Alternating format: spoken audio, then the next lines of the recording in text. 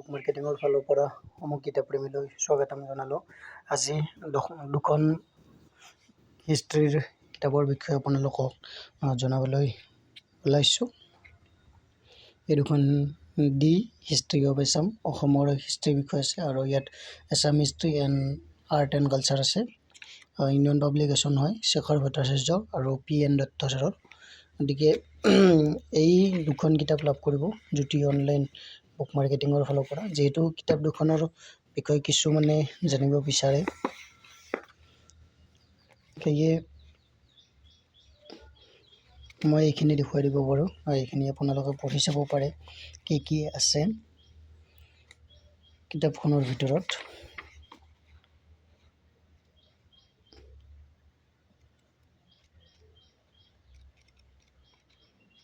এনেকুৱাকৈ আছে, আপোনালোকে যোগাযোগ কৰিব পাৰে। আৰু কিতাপখনৰ মূল্য বহুত বেছি নহয়, এইটো যথেষ্ট ডাঙৰ নহয় কিতাপখন। 270 টকা কিতাপ। আপোনালোকে ফ্ৰী ডেলিভাৰী পাই যাব যিকোনো অঞ্চলতে। আৰু অন্য এখন হিষ্ট্ৰী কিতাপ হয়, আৰু এইখন এছাম হিষ্ট্ৰী আৰ্ট এণ্ড কালচাৰৰ কিতাপ, ইউনিয়ন পাব্লিকেশ্যনৰ।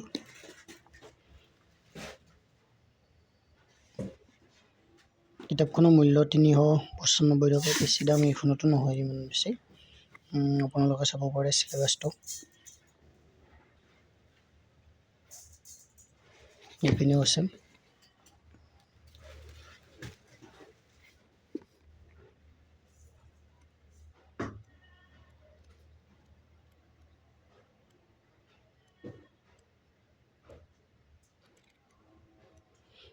কিতাপখন ছাবজেক্টিভ আৰু অবজেক্টিভ হয়। টপিক থাকিব আৰু টপিকৰ পিছত MCQ থাকিব। গতিকে এইখন কিতাপ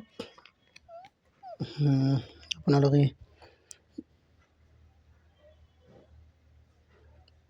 চাব পাৰে।